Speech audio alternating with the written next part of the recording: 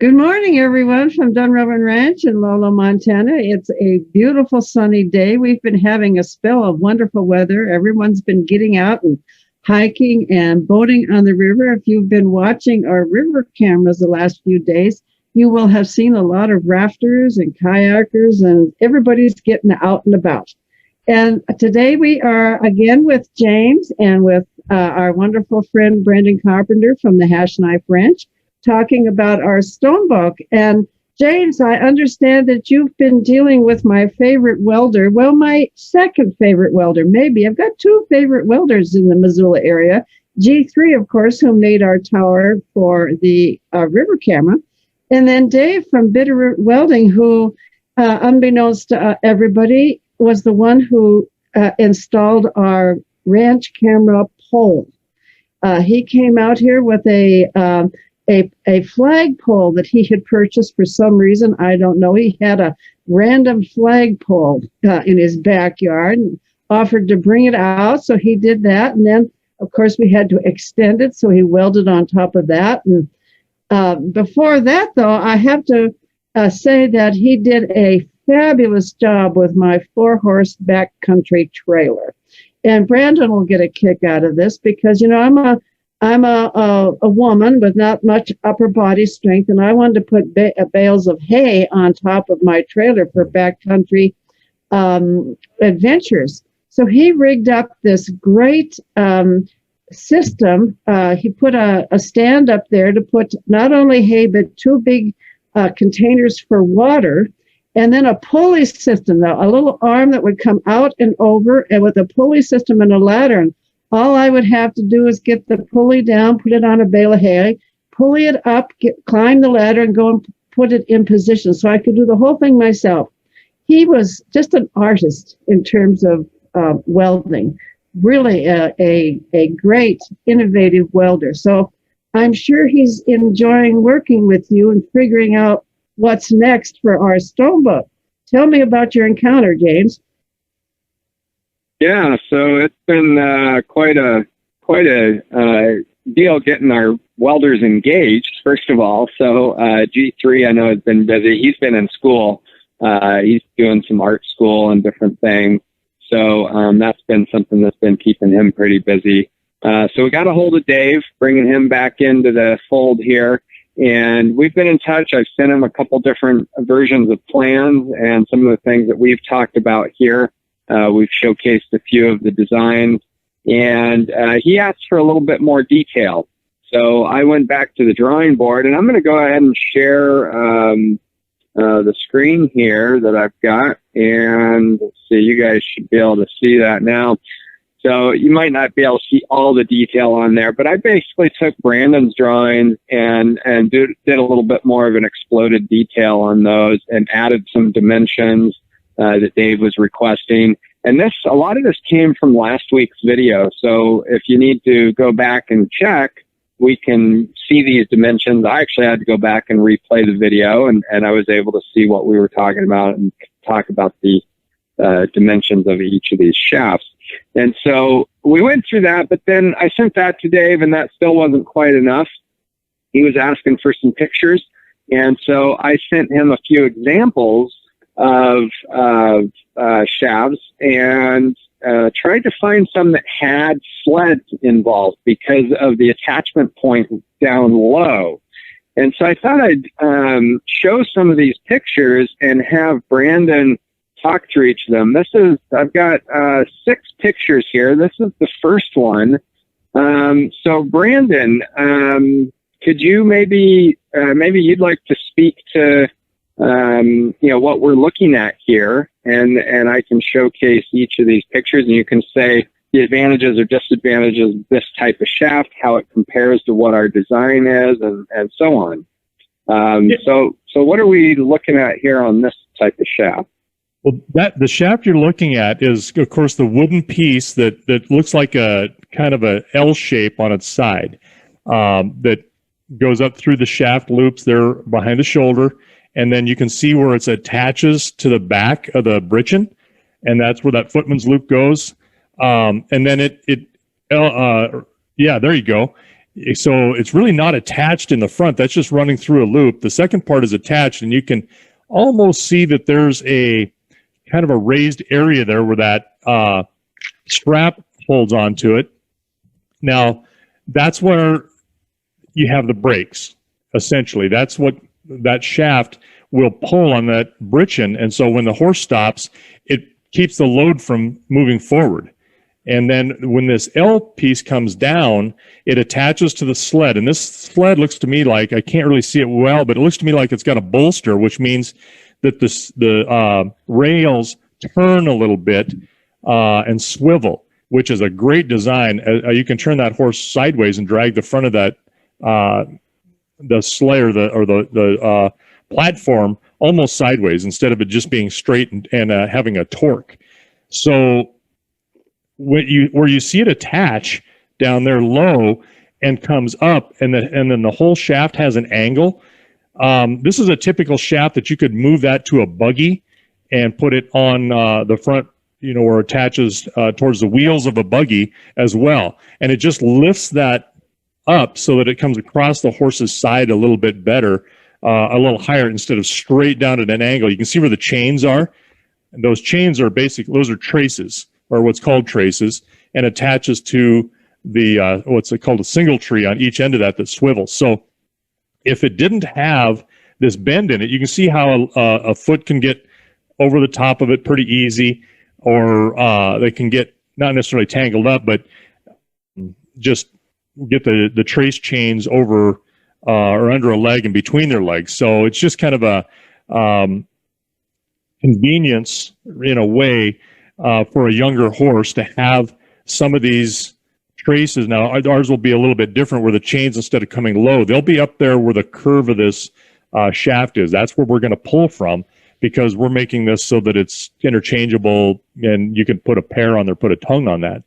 So what you're seeing here is the angle where the chains pull up. As that horse pulls, he's always pulling up on the front of that sleigh runners.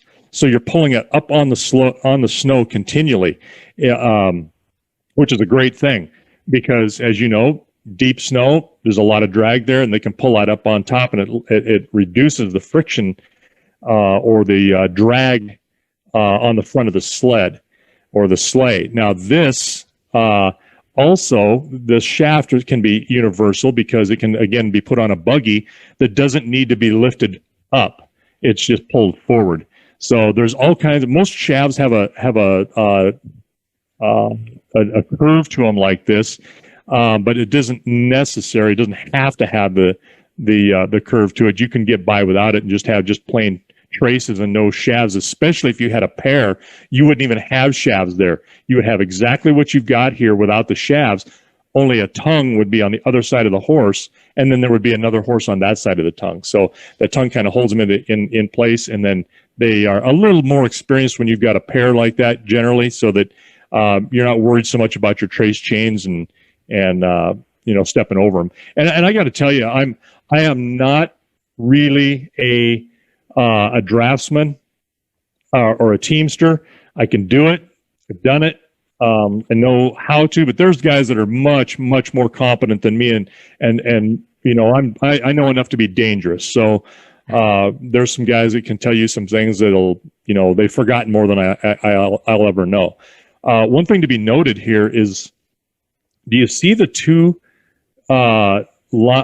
straps that come down off of the britchin, off of that, where the holdback strap there is on the, if you look down, come down from that britchin ring where that's connected, and you see there's a strap that goes down under the belly. Yeah, and there's another one that comes together, and then that ties into a single one that goes forward.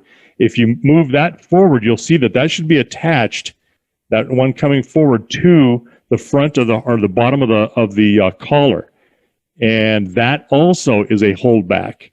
See how that attaches there, and then you can attach that to a tongue with a single tree on the front, and that will hold a load back as well for a pair.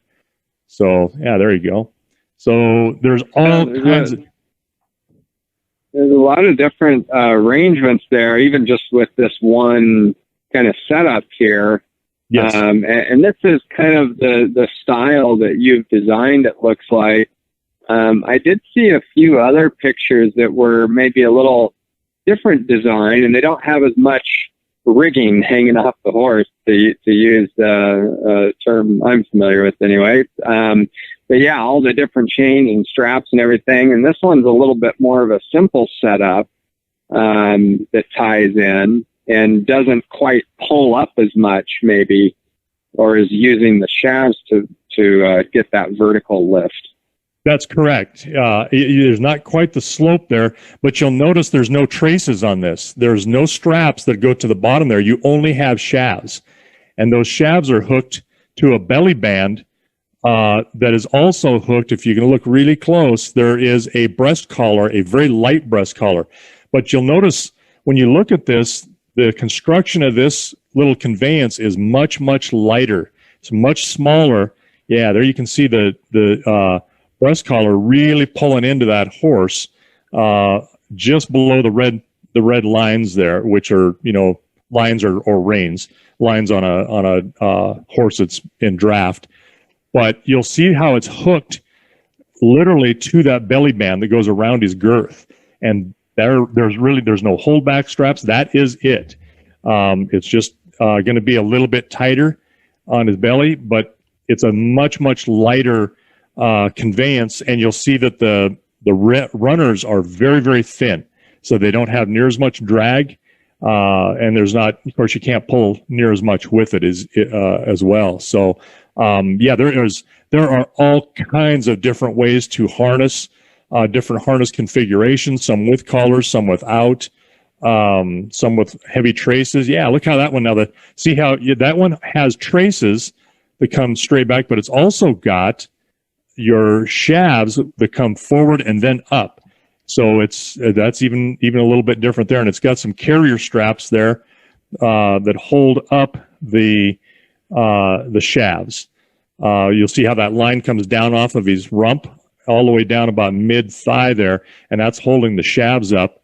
And then the line above that's really straight, that's your traces. Now, that's leather pulling and attached to the single tree that's just in front of the little sleigh there. And again, this one has a small collar, light collar, and the belly band, it's called a gig saddle or saddle. So it's again even a little different configuration there, but that collar is very, very light. I like that better than the previous one because there's a lot of pressure on that previous horse's breast collar. It's not very thin or very thick, so it's got a high amount of pressure that's being put into that horse's chest. But this is a nice little harness here that's pretty light, but if you look at it, it's pretty complicated. There's a lot of stuff hanging on there too. Yeah, and you're not moving a very heavy load here. I mean, you've got somebody in a toboggan, so yeah, and that's what he's really done is he has or she has or somebody has from the Missoula Area Welding Association they have rigged this up. And what that is, that's just it's called an otter sled, and that is the exact same size sled that I have got, same brand, that I use to drag calves into the barn with a cow that's just calved, and if I need to get them inside. So they have jury rigged this and modified some things to make, again, their own little sled here. And it looks like she's sitting in a little seat. Bet that's rougher than a cob, but that's how rough a toboggan can be. Though they can hurt the bottom and the back. Yeah, but they've done exactly the same thing. And here's a picture of one that's kind of got straighter shafts, and it's more of a sled, kind of like what we're working on in a way. But this is straighter, and it's got some weird collar up high. It looks like. Yeah, and if you look, they're really. All those are poles, just exactly like what you're dragging. And it looks like they've attached them and they put them over the gig saddle right behind. You've got that, and you've got some kind of a collar there. I'm not exactly sure what that looks like or what that is. It almost looks to me like it's kind of modified, like something we would also do. But It looks like they're hauling manure in that little sled, or Yeah, maybe that's just some old hay. That's not a great picture. In fact, I'm looking at it. It's either really fuzzy or it's a painting. But I thought it was pretty rustic in the way it was fabricated that way. Yeah, that's just somebody has put that together and modified it with what they've got laying around. Those are almost identical to the poles that we're using to train Oggy to drag something around and learn how to turn with the pressure to his sides and hear the noise behind him. So yeah, somebody went, hey, I got an idea. I think I want to build us something that we can move some things around with. And what do we got laying around? And you know what? It works. So what? It doesn't have to be pretty. It doesn't have to have spots on it, or the little spots are the things on a harness that are the little tiny dots that are out of metal all over it and make it look fancy. It doesn't improve the workability or the function of it. It just looks good. And so if you go by that kind of philosophy, it doesn't have to look good at all to work. It can actually look pretty bad and still work. And so what? Who cares? And here's kind of a more traditional cart setup. This is for donkeys here, which, by the way, we need to get one of our donkeys working this and burn off some of those winter calories. But we've got more of a straight shaft setup here. And of course, that ties into a cart that sits up much higher. So you don't need that curve. Is that kind of how this design goes? You're exactly right. Yeah, that's coming right off of the platform of the seat, and that's just a pull cart. But you notice how the shafts are absolutely horizontal and come out right where the ends are at the point of the shoulder, and you've got the shaft loops that hang down off of the gig saddle, and of course there's just a breast collar there. And if you follow that breast collar back, you'll notice that it might almost be one piece that goes all the way back to the dashboard of the cart, where it really isn't hooked to the dashboard. It looks like it, but there's a piece that holds the two shafts apart up near the dashboard. And above that is a single tree that's hanging on top of that. And that's how that's being pulled as well. The shafts are there. And so all of that pressure is not from the dashboard. It's being pulled midway where the attachment is on the shafts, and the shafts are attached back there towards the platform where the driver is sitting. So again, just another thing, but they're very similar. If you'll notice, this is very similar to the other ones you have, where you've got a gig saddle in the front going around the girth, connected with something with a back pad, and you got carrier straps that are coming down, very similar to the pack saddle, and very similar to most of the other ones. So the lines go up high, and there you go. Yeah. Okay. Now that one you can see. This is not the same, but it's very, very similar, where the shafts attach to on the rails, which is part of the frame of the dashboard. And then they've got the single tree is up above this. They just got kind of a built-in holdback, where instead of having a britchin, you see that curved piece of wood will push into the back of the animal and won't let that slide up underneath of them. So it acts just like a britchin, only it's built into the onto the shafts themselves and in front of the single tree. And that single tree with the looks like, the dark ends and the dark wraparounds is where that attaches your traces so that they can pull on that. And that will swivel a little bit. That's an interesting design there. I haven't seen anything like that, but there's probably a bunch of them out there, or it might be a very, very common thing that I'm just not familiar with. But you can see it's very, very easily how that works. And you can see your loops here midway. They've got their loops up. I kind of like to have the loops down, especially on a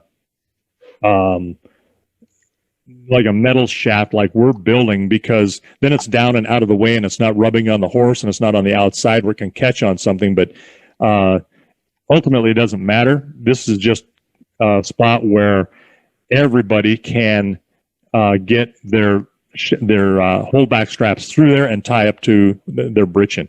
So yeah, good design. Yeah, so it seems like the closest design or picture I was able to go off is kind of this first one we showcased with the curved shafts and the where it attaches down to the sled area, and I don't know. This seemed to be more in line with what we were looking at, I think. Yeah, and we've kind of made a hybrid between this. The last one you just saw with the single tree, where these chains would attach, is actually up on these shafts. So we've kind of made a hybrid between the last photo and this one, and then we just have the single attachment point on either side for the bottom, and of course curve those shafts up, because I really want to make sure that the horse doesn't step over the top of those, and we keep everything down away from his feet to begin with, because he is in training. This is we're trying to reduce any risk of any damage or any injury or spooking him or hurting him as much as we can. And then pretty soon, once they get very, very adept at this, then you can start taking things away or putting other things on. Like you could take the shafts completely off and have a holdback with a collar. You'd have to put a collar in then, would be best, because it takes more pressure, and then run that single line strap back attached to the britchin, and then you've got a holdback that way as well. That's much more secure through the length of the horse. But there's a lot of different harnesses. You can't just say, hey, I'm going to run out here and harness this horse or this pair or this team and say, okay, I've done this before. Well, you may run into something you've never seen before, how it attaches. It's very similar, but you may have to look it over and figure out how that one's designed. And as someone coming from a non-horse world, certainly a non-driving world background, and any exposure to that, there's a lot of different stuff going on. And of course, its own lingo and jargon. I mean, we've learned a great deal just in the last 2 or 3 weeks talking about the intricacies of the project. And you can see, based on the design and the details I showed earlier in the drawings that we've showcased here, why a welder who has no familiarity with stuff might want some extra pictures and some extra examples. And they're like, okay, I'm trying to wrap my head around this. So it's been a really interesting way to have you communicate to us, and obviously Ashley with the training, and then me as a construction guy, and then translate that again for a welder and try to bridge that gap. So hopefully what we get back from the fabrication shop is not something that it goes through a game of telephone where we end up with an elephant instead of a mouse. I'm not quite sure if we're going to have success here, but we're hoping so. Well, I'm glad you've recorded all of these sessions, because the chicken scratching that I provided was absolutely crystal clear. I mean, there's nothing wrong on my end. I mean, no. I've been married 30 some years. It just took me 2 women to do it, and the communication was not a problem on either one of these things. So, not from me anyway. Yeah, no, it's one of those things. I know in engineering school, they really stress clarity and penmanship and all these other things, and there's so many areas where you can get lost in translation, and sometimes it's a piece of jargon, some technical term that just doesn't translate, and you're off in the wrong direction immediately if we don't get that clarified. So I think we've done a pretty good job here, but I'm going to be meeting with Dave again and going over some stuff. And like Suzanne said, he's a really crafty guy and really good at his trade. So we're hoping to get some results back on that, hopefully this week. So maybe this time next week we can showcase some hardware, but it'll be coming soon. Oh, I'm looking forward to this, and I'm not upset or worried that we don't have snow if we don't next week, because you know what, this thing is designed to run on snow or dirt, grass, gravel. It doesn't matter. It's going to provide all the same things for us that we're asking out of Oggy, and it's about training. So we'll have to set it up for him for some success, and then we'll go from there. But I've got a lot of admiration for guys that do what he does, because at heart they are inventors and they are fabricators, and they come up with ideas and stuff based on their experience and what they see, and they've got the mind of an engineer and the mechanical aptitude, and some of the things that they design because of need. It's just really, really neat to watch, and it's like, oh man, I would have never thought of that. That's fantastic. And I've not met one that wasn't just completely thinking outside the box on things that actually work better, not really failed at it. So, and I like to build things, probably overbuild them is my problem. Sometimes I'll make things too strong, too thick, too heavy, but I don't want it to break. Yeah, and I think Suzanne's might have a picture to share, some stuff to add to our little tech discussion here. I do indeed. Hang on here. Let me share my screen because when you showed the cart with the donkey, I thought, well, I got to put my photo up of me in the homecoming parade with my donkey. The theme that year was, Back to the Future. And I don't know if you guys remember the Clydesdale advertising with the donkey. You remember that? How the donkey wanted to be a Clydesdale? So I took our donkey, who was Senior Kona at the time, and I went to the Budweiser dealer, and he blinged up my cart so that it could be a Budweiser cart, so that we could get into the parade. And I have to say, I went all out on this whole deal because I took Jewel and made her a reverse Dalmatian by putting white spots on Jewel. And I have to say, we had ourselves one heck of a good time in the parade. That's me with you remember the doctor from Back to the Future with the terrible white hair? Well, right. That's me. Yeah, we had a great time with him. But you can see the little cart, and unfortunately, this would not fit a horse, but I certainly want to get both of our divas involved in pulling a cart. So ultimately, we'll get there. I love this, and again, you've got a design there that I have not seen with that little Outlander cart with the curved piece there to catch the hind end of that animal.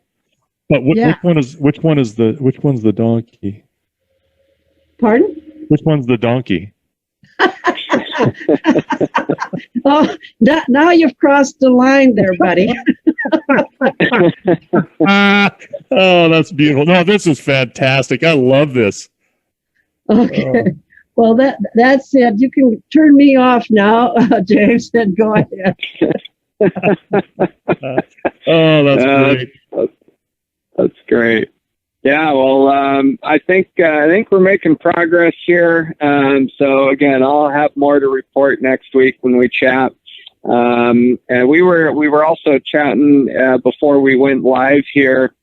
Brandon does have some additional videos in the hopper here. We'll get back to a few updates from the ranch, and it is calving season, so I know it's a really exciting time for you guys right now, and we're looking forward to sharing some highlights in the next few weeks on that. So keep those videos stacked up. We'll bring those in here in short order, I'm sure. Oh yeah, and, we'll have some, it won't necessarily be timely, but we've spent a lot of time on the stone boat, which is great. I mean, this is a really kind of a neat continual project. But I got some stuff when it was so brutal cold over here, and we had some issues, and kind of talk about our little stud prospects and some calving stuff. So yeah, we're starting to see some calves hit the ground. Yeah, absolutely. So so I think we've got Ashley ready out there. I'm going to get my camera spun around here shortly, and we'll give Ashley a moment to unmute herself. And we're going to go ahead and get started with training Oggy and see if we can continue to prepare him to fit into one of these apparatuses and be able to properly pull a cart without ripping off through the pastures without us behind him.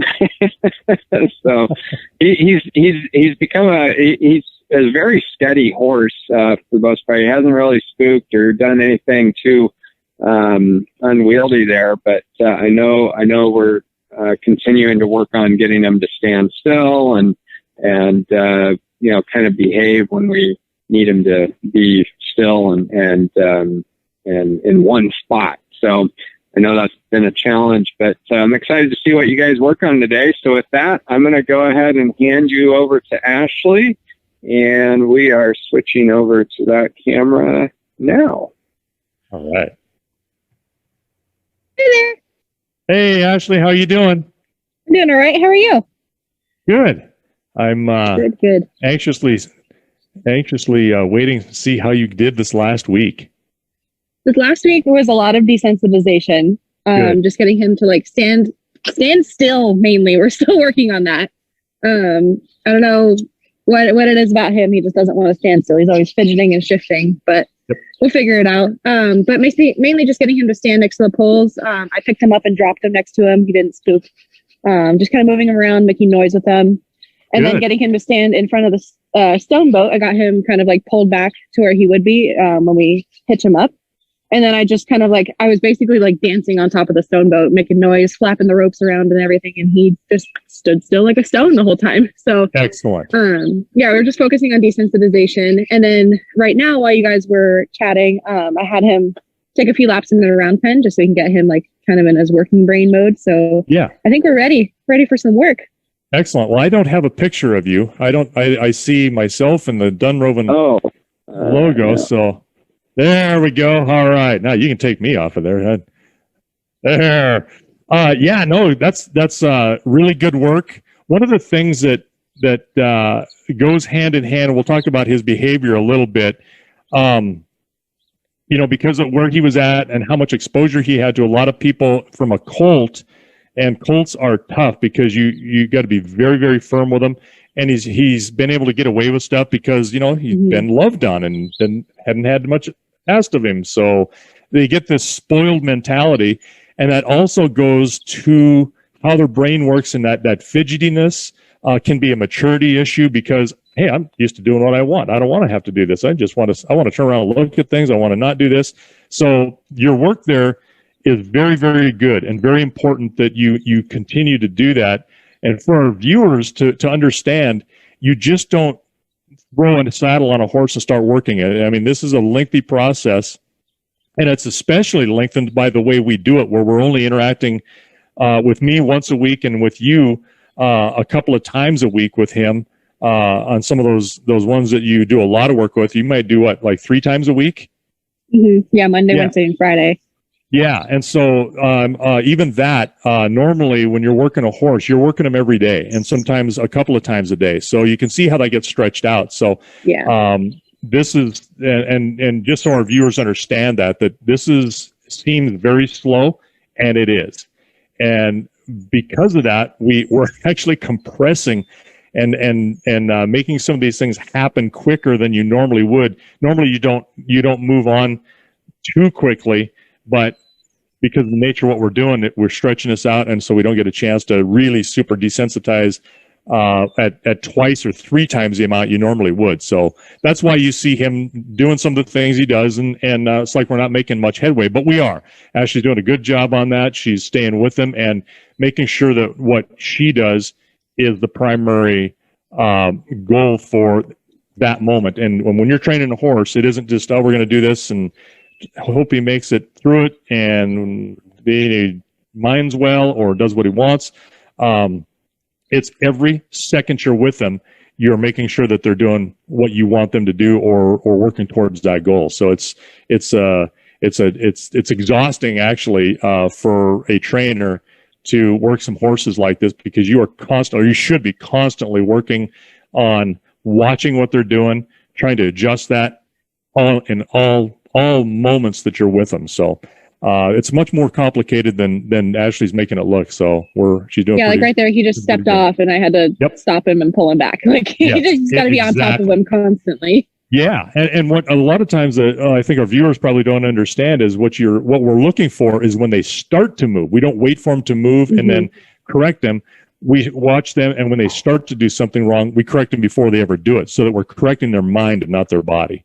So that's what can be really exhausting at times, is just that continual watching and observing and being ready to react in that moment and correct them within a half a second of their thought process. So easy to say, easy to think about, not always as easy to do in practical matters. So, all right. Well, explain what you've done this week, and then I know you've warmed him up, and we'll see what he's how he's progressed and how you've done with him. And it looks like you've got your saddled up. That's getting a little easier for you to put that saddle on and off with it all put up right, I'll bet. It is. However, he is the most fidgety still during tacking up. And even last week, I tried just working on getting him to stay still. And I couldn't even get the saddle pad on him without him wanting to move around all willy-nilly. So we came into the round pen. I brought the saddle pad, and then I had the whip, and just trying to get him to stand still. And if he didn't, then we ran a couple laps around the round pen, tried it again, and same thing. Ran around the other way. So if he wants to move, then he's gonna move. He's gonna move his feet. Well, he's not just moving it on his terms. He's moving because you're making him move. Yes. Right. Yeah. Like, fine. If you want to move, then move. Yep. And exactly the right thing to do. Exactly the right. Yeah. So he's been doing well, like outside of being tacked up, standing still. Like I parked him right in front of the stone boat, walked big old circles around this round pen, and he stayed put. But when we get to tacking up, then he just wants to move everywhere. So kind of like trying to balance that out. Just need some more practice on just tacking up with him kind of ground tied and just figure that out. It just gets hard when he's like, moving all around and I've got a big, 30, 40 pound saddle in my hands, and then I'm trying to like reach out and grab him and stuff like that. So just a balance. Yes. And it's normally, I don't worry too much about ground tying because that is not practical outside of an arena all of the time. When you're out in the middle of nowhere and you get off of your horse, I don't want that horse leaving me for whatever reason. So I never depend on that. But when you are teaching him to do that, you're also teaching him just to stand so that you can walk away from him, grab some shavs or walk around on either side, hook him up to whatever you're going to be doing when we're putting him in draft like this. So that's really good work. Good job. Thanks. Yeah, a couple times I had him stand just outside the tack room, and then I would just like walk inside the door, walk out, make sure he's still standing there, walk back in, maybe mess with some things, and then come back out and check on him. So just trying to get him used to like standing there, and the human might disappear and you still need to be standing there. Right. Yeah, that's exactly right. Good deal. Well, what are you going to show us now?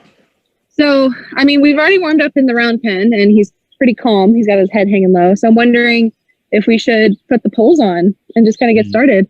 That's what I was hoping. Yeah.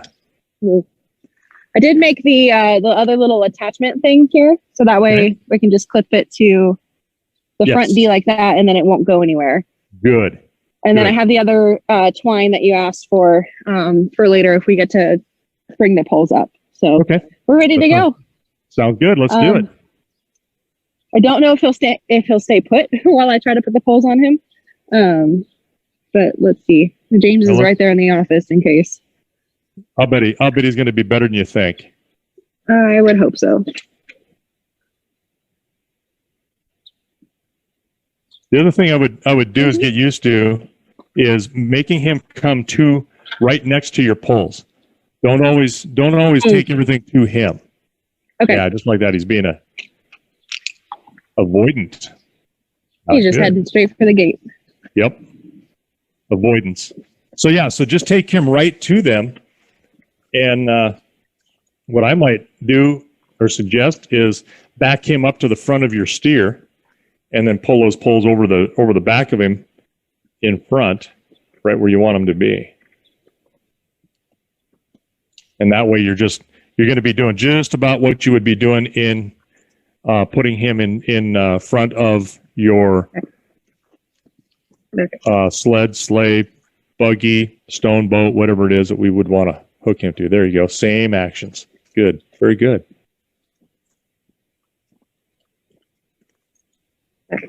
Good. Back. He's really good at not backing into things he doesn't want to.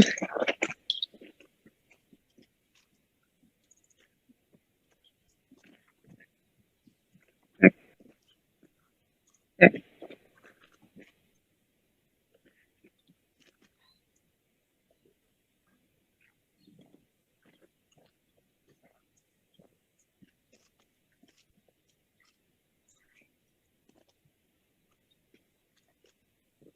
Oh my goodness.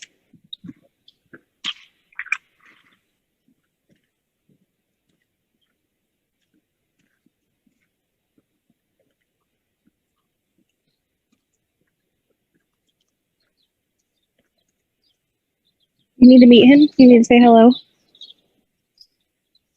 Say good morning.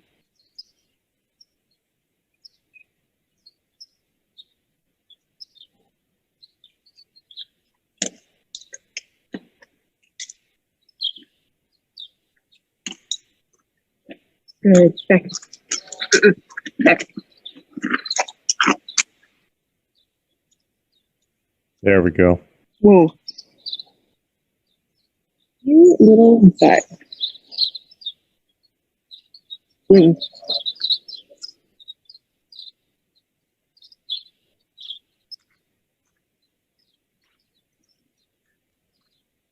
Yeah, I would, there you go. I would still keep that line in hand, Ashley, when you're moving him, because he's going to try to move off on you possibly.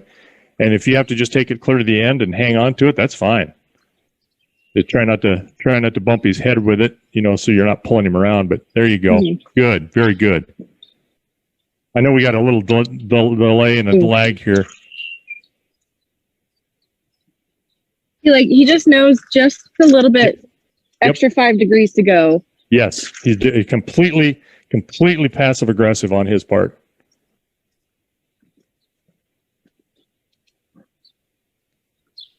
And I would not be upset if when he does that, you just reach up and just pop him on the butt, make him understand that he needs to step away from you, or step back in front of that.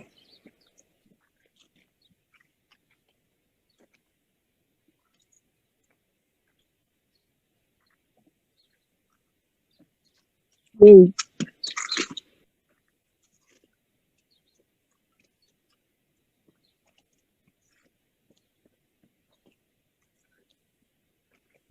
He can push into you now. Yeah. Heck. Good.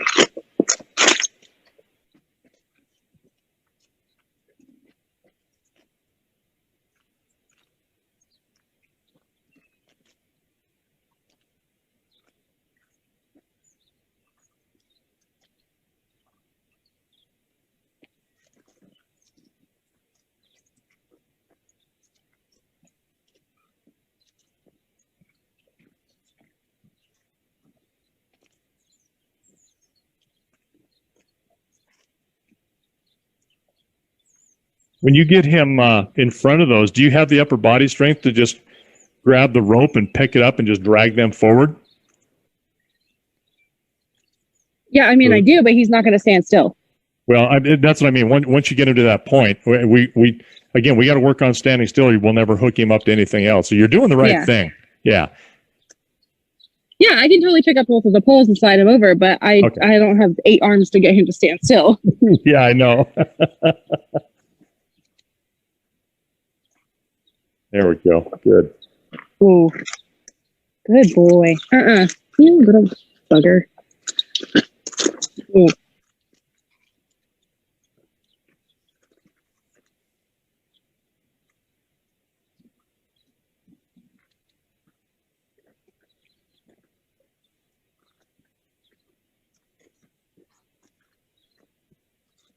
Ooh.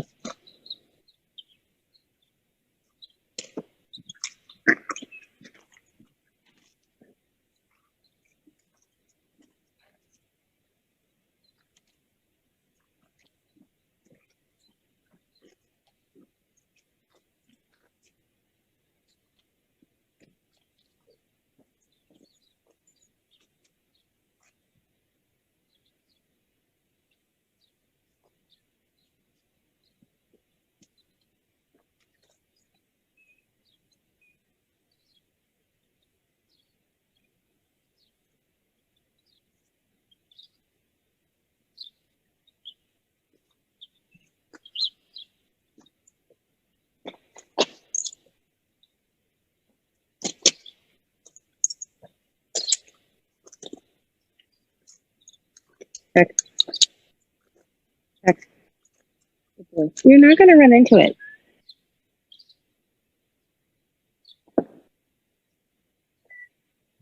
There we go. As long as almost. I was going to say, boy, as long as he stands there and then praise him, but he blew. No, because I knew he wasn't going to, so yeah. I wasn't going to praise him.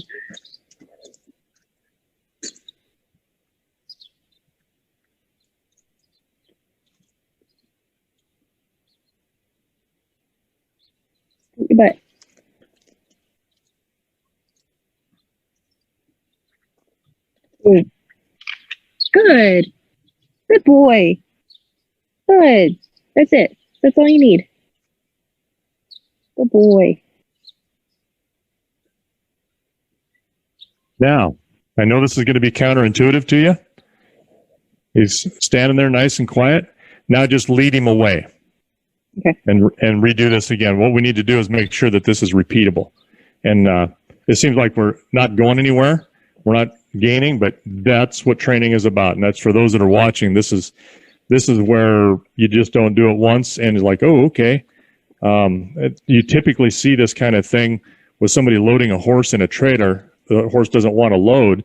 And so they'll load him up once. They'll get him in there. They'll slam the door and go, whoo, we got him in. It's like, well, yeah, you got him in once. Now we need to make sure you can do that again. And I've helped people a number of times that the look on their face when you get their horse loaded and they close the door and they want to go, all right, let's take him home. I said, no. Let's unload him. Let's do this a dozen times now, repeatable, so that we know that the horse will go in and the horse understands that, okay, this was not a fluke. There you go. Look at that. Just like that. Second time, you're right where you want to be. Great job. Let's do this about 4 more times. If we can do it that many times with him doing just like this, I say we move on. But that's what I had to do with the stone boat earlier this week, is just walk him up to it, back him up, go back to it. Yep, that's right. And all you're doing is you're building in repetition and saying, okay, this is what the expectation is. This is what you're going to do, and this is how you're going to do it that quickly. So, I was at a clinic one time where the clinic was over, and this lady was trying to load her horse. It wasn't a clinic I was putting on. I just happened to be there, and pretty soon her husband, and I'm not going to inflict myself on somebody. If they want help, I'd be happy to help them. And finally, her husband came over and said, hey, can you help her? Sure. Went over and, in about 5 minutes, had her horse loaded and slammed the door. And she goes, all right. And I said, oh, no, I can do this, but we need you to be able to do this because I'm not going home with you. And so that the look of disappointment on her face, but you know what? It turned out for her to be the right thing, because then within another 10 minutes, she had loaded her horse up a dozen times and just walked him right in. So that's the importance of that repetitiveness. There you go. Good job. Just like you're doing. And he understands that, yeah, you've taken the pressure off. He has to stand. Everything's good. And this is out of it. This is one of the most frustrating things to do, is make those horses stand still like that. It just drives you crazy, because it can be a half a step off and not be right. All right. It's also just like, it's the easiest thing you could do. Why can't you just stand still? Yeah. Doing nothing is very stand there easy. And do nothing. It's so easy to do nothing. Why don't you just do it well?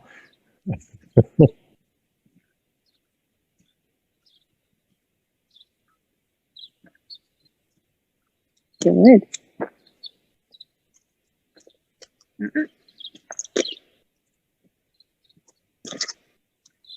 Ooh.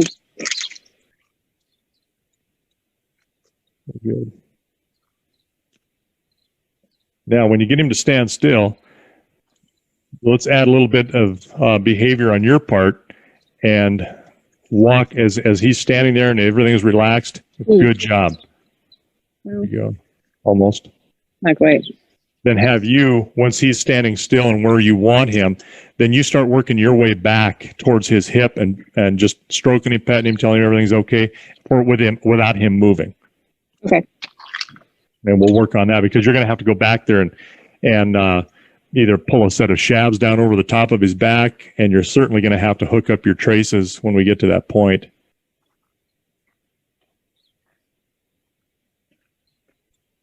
You're fine. He's not getting you.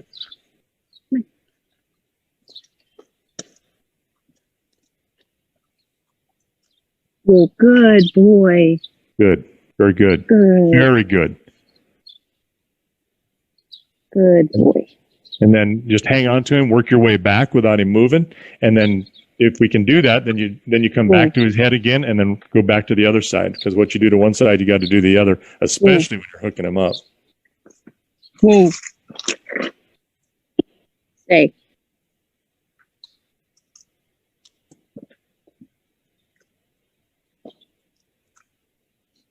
Whoa.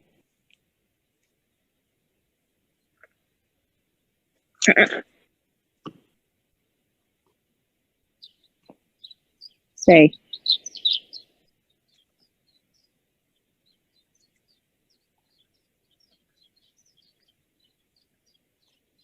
If I have the rope in my hand, he just wants to follow me. If I have it on the ground, then he will stay put, because that's what I've been teaching him. Okay.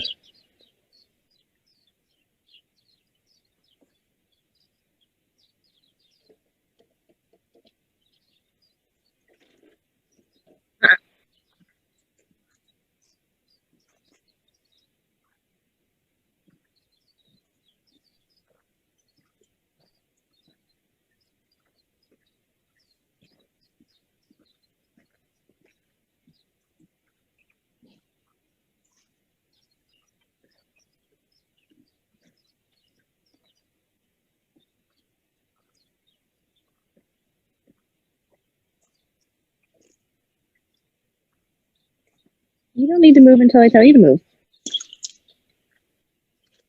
Back. Back. Oh, good.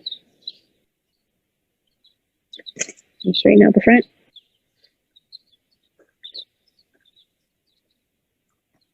Oh, good boy.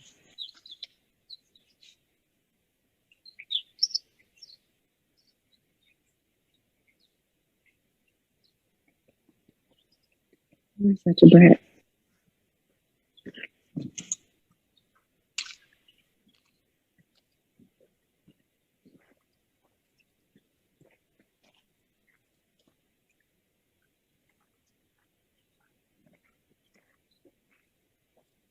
Like watching paint dry, isn't it? Mm-hmm. Feels like it.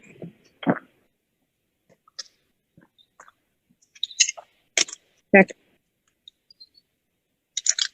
Back.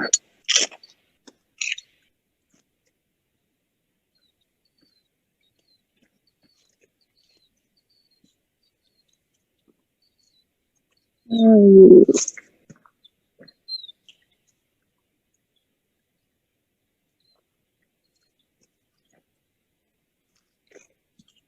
Back. He's pushing less on you, Ashley. So that's you're making some headway there, because he was really pushing into you. So this is good. I mean, you're getting there.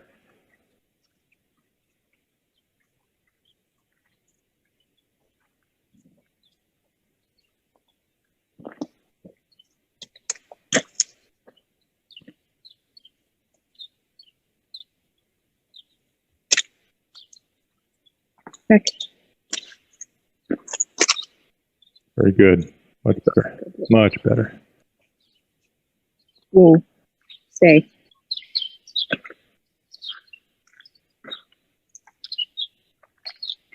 Good job.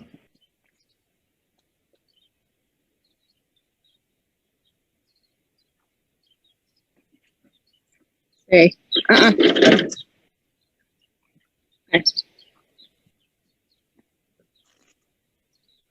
Boy. Stay.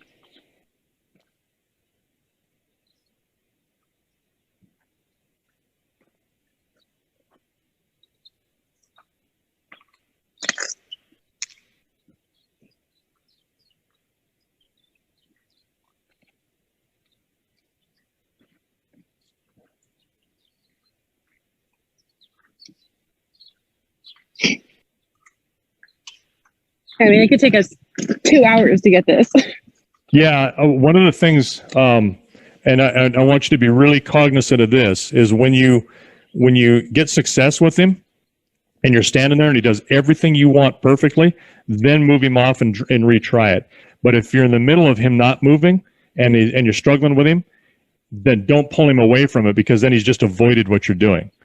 Okay. So and it's going to be really easy to fall into that trap of, okay, we'll just kind of reset what we're doing and start over. Don't do that, because what we're teaching when we do that is that, I can avoid this. Mm-hmm. So just kind of keep that in mind, and you're doing okay. You're doing fine. We're just for the future here, when you work with him later this week, never pull him away from that until you have got him to do exactly what you want. It's almost the same thing, the same mentality as when you are crossing a chunk of water and that they don't want to cross, you make them focus right where you want them to go and not an inch one side or the other. And it's very easy to go, oh, I'm not getting this. I'm just going to kind of turn them in a circle and reset. That's the worst thing you can do because you've just taught them that they can avoid it. And they can go in a circle. Yep, it's the same exact principle here. Don't let them move off. Even if it's your idea, you're having the wrong idea. So you're doing great here, though.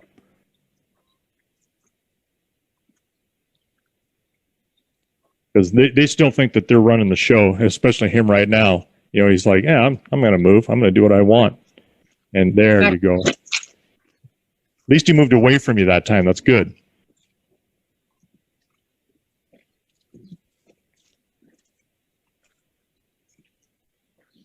Ooh.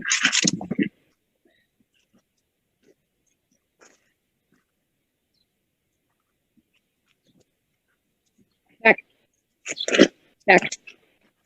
Very good. Yeah, he's moving away from you much more than he was pushing into you. That's you see, you're doing very well. You know how to listen.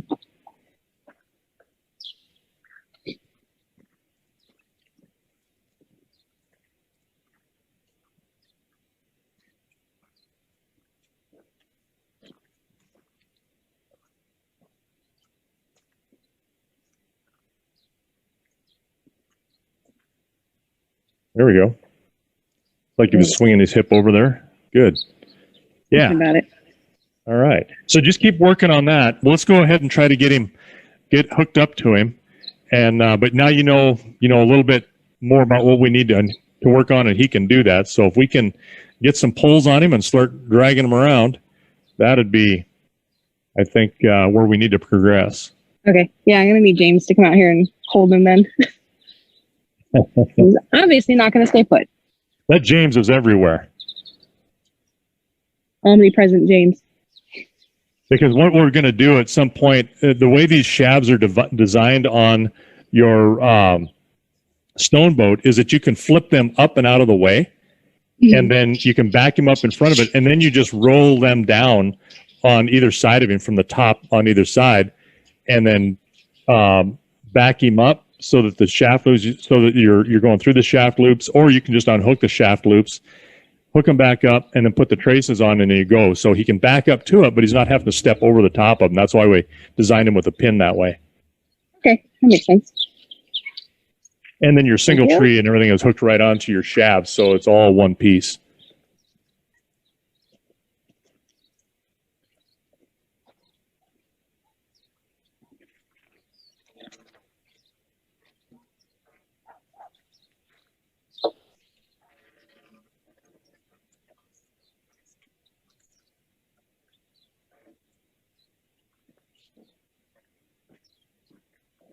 Good boy. Ooh. So close.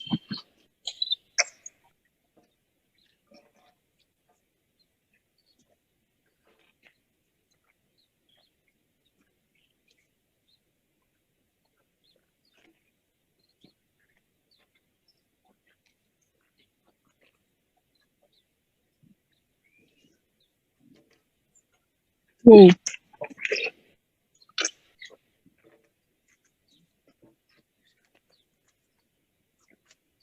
I wonder if you just stand on the other side, and then you can't go anywhere.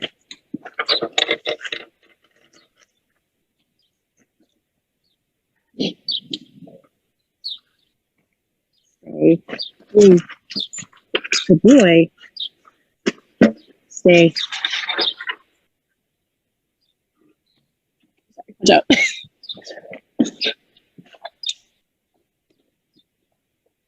Okay, now we've got a clip on there, so it shouldn't slide all around. Are these the right height?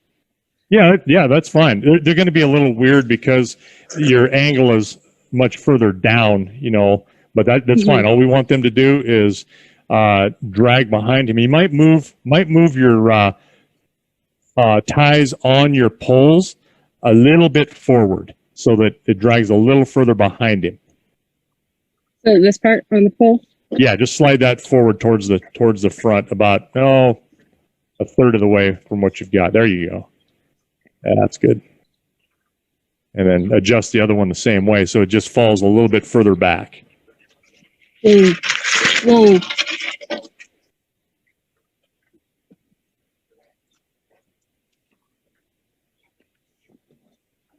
Yeah, this clip in the middle is a much better idea. Yep. Well, we had them that high because we wanted to avoid the rails on the round corral. We're not working in the round corral, so we can pull those back. Looks good. Much better. So the line, should I go through the rubber bands or not? Yeah, go ahead and go through them for now. I mean, we need to be able to control and turn him and make sure that we can, get him stopped a lot easier, because he will respond to that better than he will going up through your Ds, or which would be normally what we call a rain turret.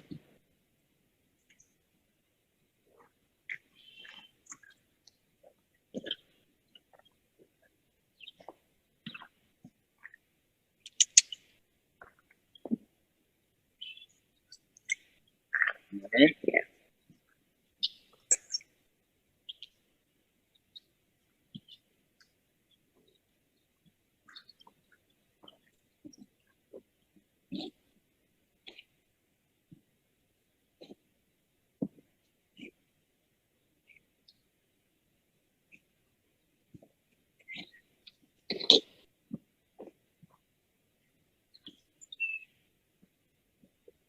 Okay.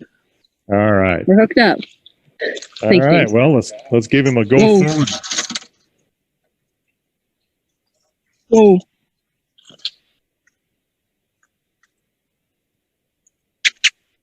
Forward. Good boy.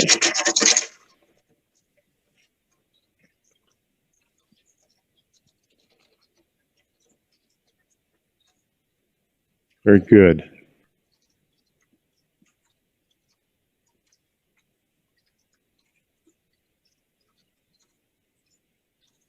Good boy.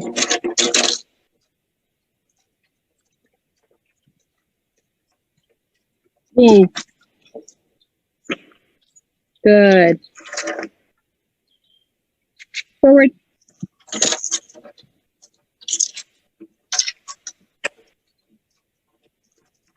Good boy. Good. Very good. He's trying to cross those fronts just a little bit, which is just right. I like it.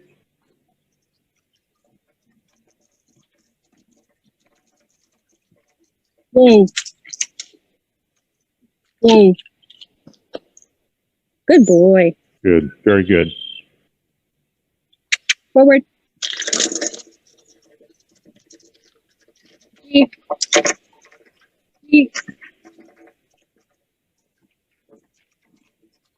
Boy. Good. You're getting good tight circles out of him. That's great.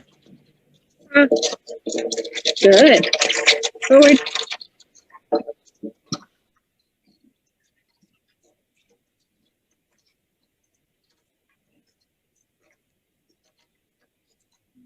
Make that.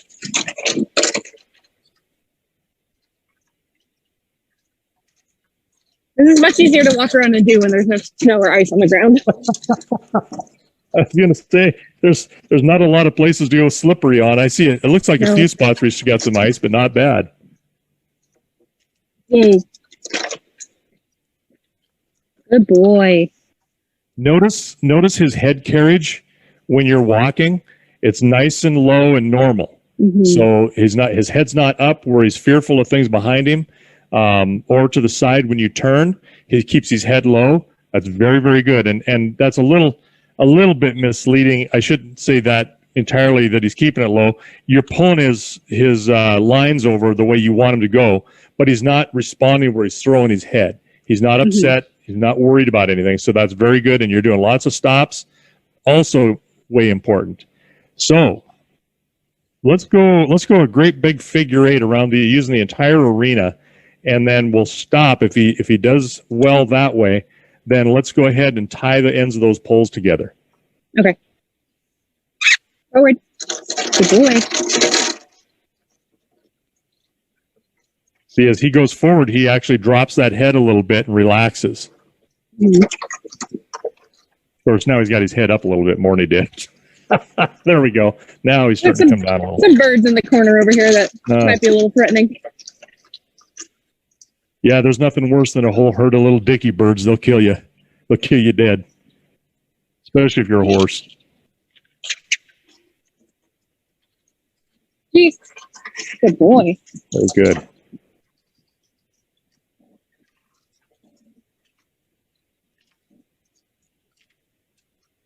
Jeez. Jeez. Oh, Avoiding the ice. He's avoiding the ice. Yeah, you can see it. He wanted to turn for you, but then he said no with that ice there. That's funny. Like if I turn my head but just move my body, I'll get away with it.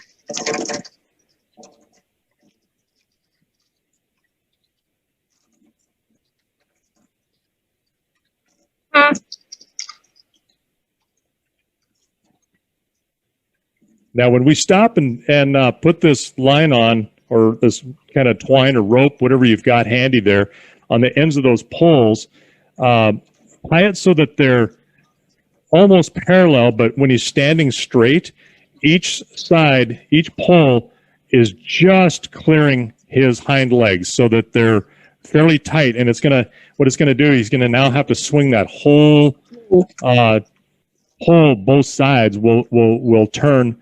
He'll drag one while he's pushing the other, whichever way he turns, instead of letting one completely pull away from him, so that he'll start feeling that pressure on his legs all the time. Whoa. Very good. Well, if you just stand there and don't turn your head around like a dummy, then you won't get hit with the pole. There you go.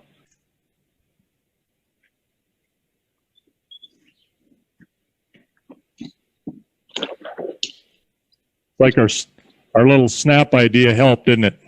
Oh yeah, that was what we were missing. Yep. Yay. Good boy. Yay.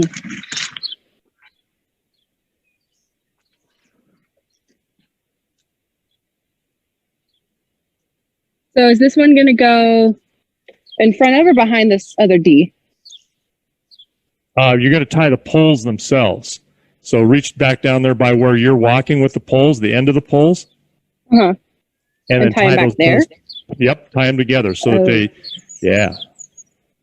So like kind of where his britching goes. Or I would tie it even down at the very ends, just so they don't fall off, because what we're going to do is we're going to tie them together, tie them close, not touching, but so that they're parallel along his body. Oh, just the ends. Okay. Yep.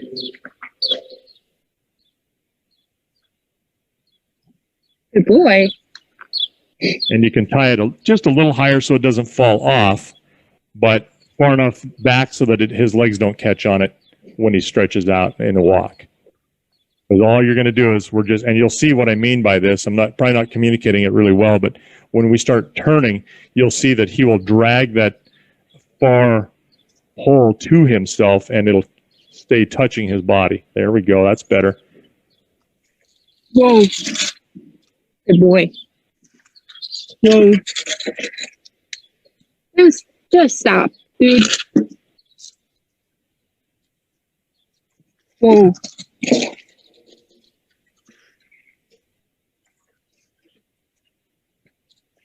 Whoa.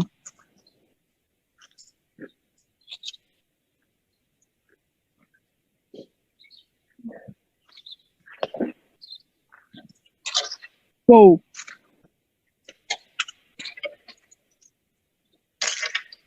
Whoa.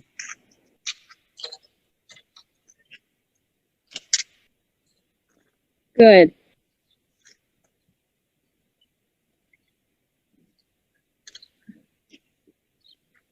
And once you get those tied together, we will leave them tied together.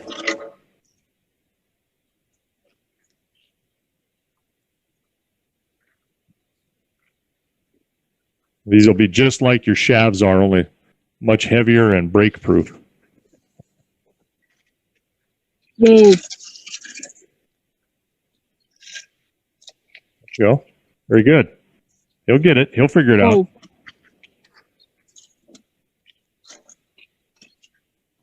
Whoa. Whoa.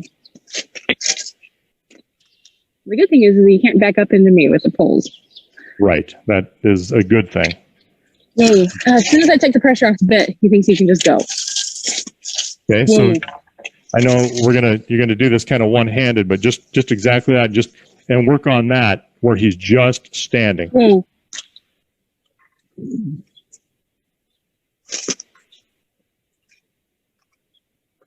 The more he moves is really kind of a good indicator of the more driving we're going to have to do with him. And I'd like to get him so he is completely desensitized to anything dragging and making noise behind him and flopping and moving, so that you can sit on a stone boat and just drive him for an hour or an hour and a half. Because he definitely needs to. There we go. He's watching you, but good, very good, very good. Good job. Good job. You're keeping a little bit of tension, but you're making him back up. That's perfect. Good. Good boy. Good boy. You ever do the same thing over and over? And, yeah, it's called insanity. Yeah, well, then never get anywhere and you want to give up. That's where he's at. We need to get him to that point where he just doesn't care because he has to give up because it's not going to do him any good. And yeah, it is. Seems like insanity. What's that? Are these close enough together? As long as they look parallel, they look like it from this angle. But you're in the best spot there. As long as they're almost touching his legs, that's fine. No, they're not even on top, which means don't worry about the top. Just worry about how the distance away from his body it is. Well, it's just like how they're angled on top is making it not line up correctly on the bottom. Okay. Yeah, and that will change as he moves too. But just as long as you have some distance there, that it'll be touching his legs on both sides, and that's golden. There you go. That was good then. Okay, I'm going to step on it so he can't go anywhere. And whatever you do, don't get a leg tangled up in the line. I'm going to try my best. Think of being on a ship with a boat anchor. You don't want that leg around that.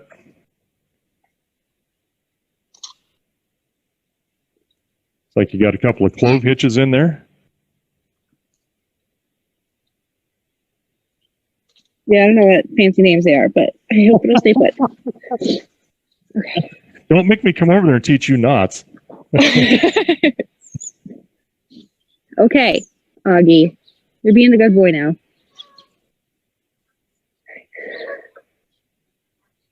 So if I drive him forward and we start turning, like, he's going to have to move his body to the side to turn? Okay. A little bit. You'll see what it'll do is it's going to put pressure on his leg, and we just don't want him to spook with it. And if he does a little bit, that's okay, because this is going to happen for real. And when you see him start to turn forward in a right or a left turn, you're going to see him kind of want to start to try to side pass, or kind of like a half pass is what we're looking for, because we want him to clear and not be worried about the pressure on his legs, but he'll give to that pressure. Okay. Make sense? Yeah. Okay. Yeah, so let's drive him forward. Let's see how it goes. Forward. Forward.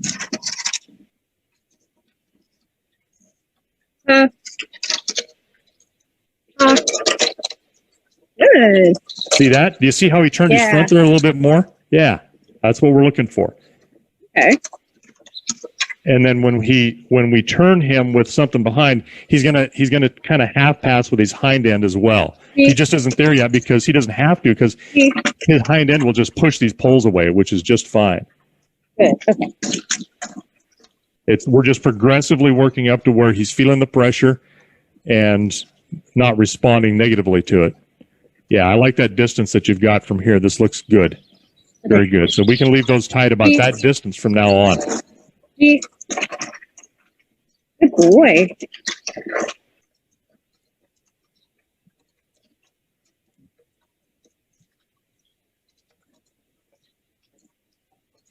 He is moving. It's good. As long as you're in control, Yeah. I'm good with that. And you're going to be surprised how close we are to hooking him up to this stone boat here. If we keep having success like this, we're doing well. Boy. And I really try not to hurry this process with them dragging and desensitization, because they can hurt themselves, they can hurt you, they can tear equipment up. All kinds of bad things can happen once they are, hooked up to whatever we're dragging or pulling or rolling. And so we want to make absolutely sure that we're in a good spot there. Yeah, see how he's pushing those poles around? That inside pole keeps getting drugged with him now. That's what I want to see. Good job. Now you see the mechanics behind that, what I was trying to articulate, but I'm not good with words. It's kind of like a big rectangle. It's following him around. Yes. It's just going to stay put. Yes. And then when we get really comfy with this, if he's pretty good with it, then we can throw like a tarp on that or something with it so that it's big and moves and makes lots of noise, and still have him not respond negatively to it. We want him to accept that. Just a good desensitization. And that's why I thought we'll give him another 5 minutes or so doing this. And so far, so good. I think he's doing really well. I think he's picked up the energy a little bit because we're pushing on the ends of his hind end one way or the other with it. Very good. Very good. He's got to learn to stand, and you're doing exactly what you're supposed to do. See, he can't back up too easily. Very good. Oh, we're going to get a little bit spicy. Puppy there, aren't we? Little drama queen. Yeah, that clip on the front of that is really what's holding this all together. Yep. Good boy. Yeah, he's feeling that pressure. It's pushing up on him. I gotta go. No, I gotta stand still. I gotta go. Now, there's nothing wrong with dropping your lines and walking up there as long as he stands still and praising him, one side or the other. And I always do that too. I make sure that we can do that he'll stand. You can leave your conveyance, meaning your stone boat or whatever you're pulling, and go up there and talk to him. Make some adjustments on some harness if you had to. Whatever you do, he's pushing on your nose with his nose. There we go. There's a lick. And then I would go back to the lines on the back side or either side, and then just work your way back. It doesn't matter whether you're across in front of him or go back behind him. All you're doing is you're working up and down the sides of him. Yeah, that's a negative right there. Whoa.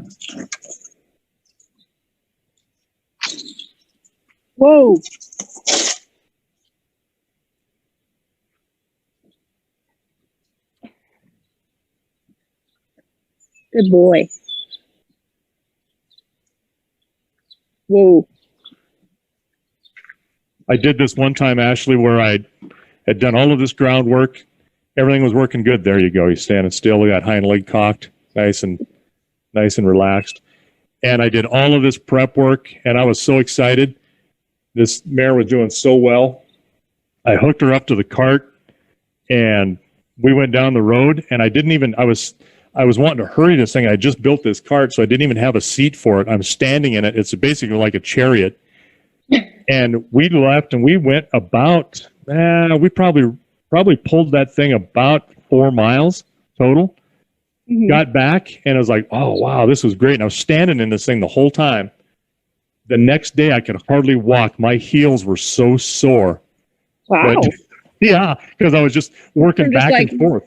Yeah, trying to keep yourself standing. Just standing on that chariot and balancing him with or her with that with the shafts. There we go. Very good. His attention is somewhere else, but at least he's not wanting to go forward. Fantastic. Yeah. Take a really tight G there. See if he can clear that fence. G.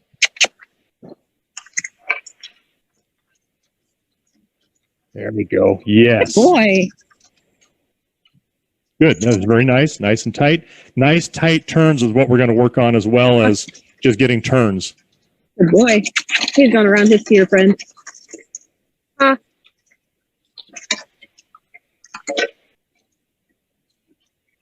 Good boy.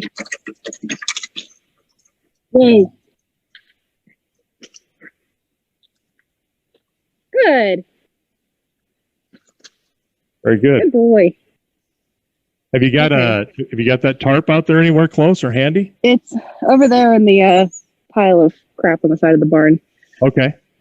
So whenever if you feel comfortable doing that, just laying that over that line that you tied on the bottom of your poles there, then let him drag it and try not to step on it. We'll see how he does.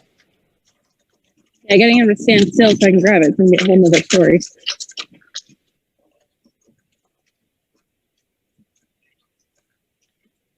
Whoa. Good boy. Whoa. Stay.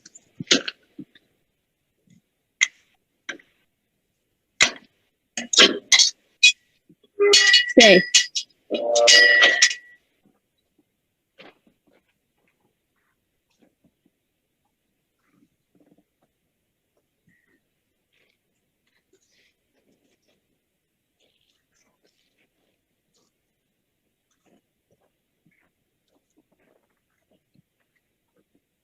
Wait.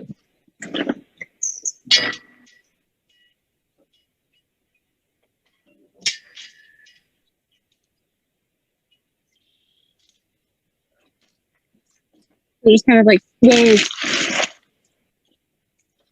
Tuck it under and pull it through. Yeah, I would just kind of throw it over your yellow line there and just kind of fold it over it and let it drag. One thing I do when I'm training, I use tarps. To me, tarps are disposable, so if it gets a hole in it, you just use it till it's completely used up. Whoa. Stop. Just stop. Just stop.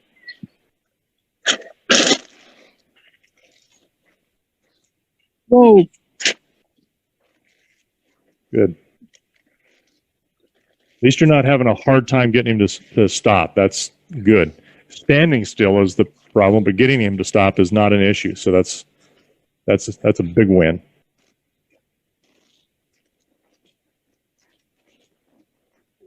That'll stay put. All right. Forward. Good boy. Ooh, that's noisy.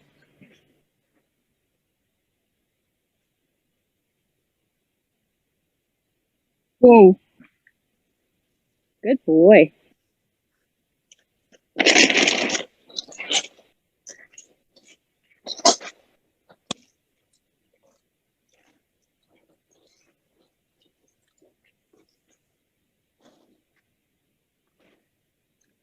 Forward.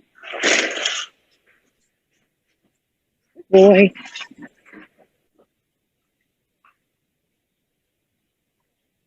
I can hardly hear that tarp in through your mic. Is it fairly loud? Yeah, it's pretty noisy. Yeah. I don't see him looking back at it though. I mean, his ears are forward. He's paying attention forward. I'm liking what I'm seeing here. Good boy.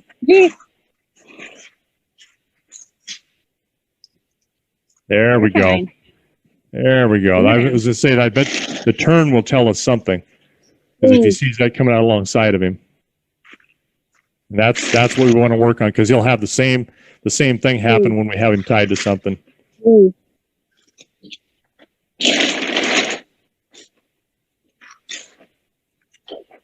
Whoa.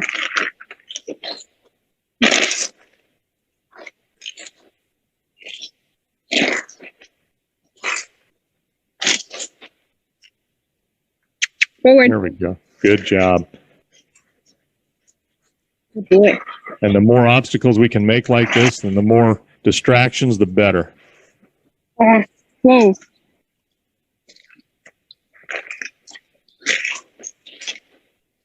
Ooh.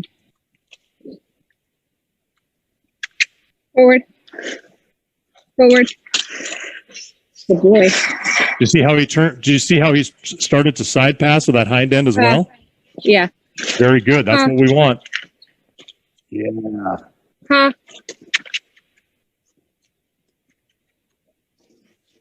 Boy. Ooh, look at that slide. Nice. I like that. Like how he's doing it. He is he's not trying to run away. He's wary of it when it slides around the side of him, but that's to be expected. He's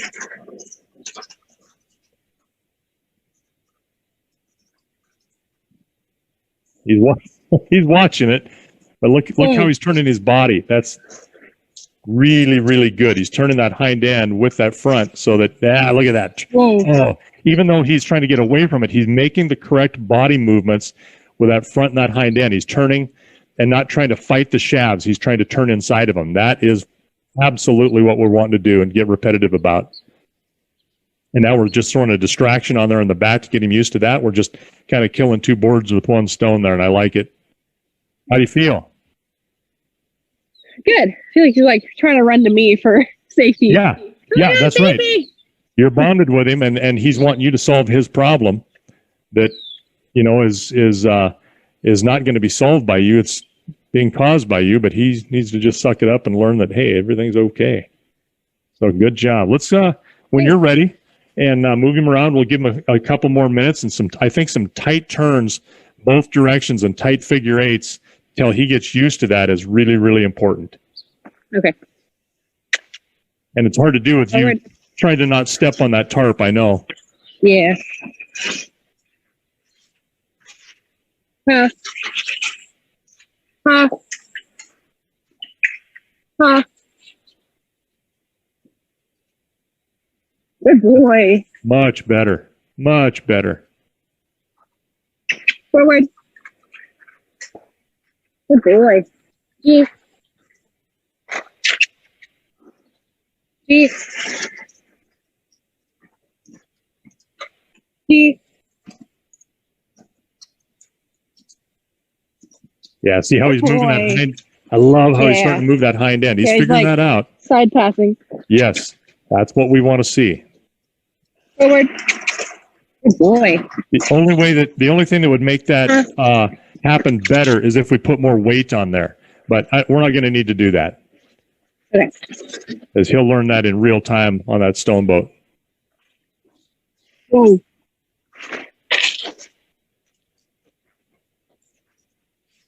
There we go. Huh.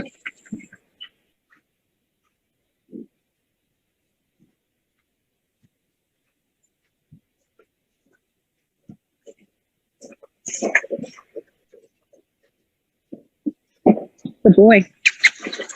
So the biggest challenge we had today is really just getting him to back up to that and stand still, and that is been his challenge. So I'm really pleased how he's done with this for the first time. I was hoping that we could get to this point, but I wasn't going to guarantee anything. But now we've got a few more things to work on this week, and you're gonna do just fine. I like how his head's staying low. He's not upset. He's not scared. Now he's throwing it up a little bit. Yeah.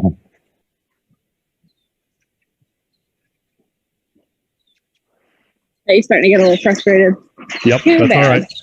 Too bad is right. I think he's getting frustrated because he can't get away and can't do what he wants, can't turn the way he wants. And that is so important that you're doing what you're doing. Just make him do what you want. And if that goes by one of those feeders and it scrapes it and makes a big noise, tough. Yeah, we bumped into the stone boat like every time we go over here. Whoa. Good boy. All right. Good boy. Stay. Good there boy. You go. That's important to do that. Come up to him.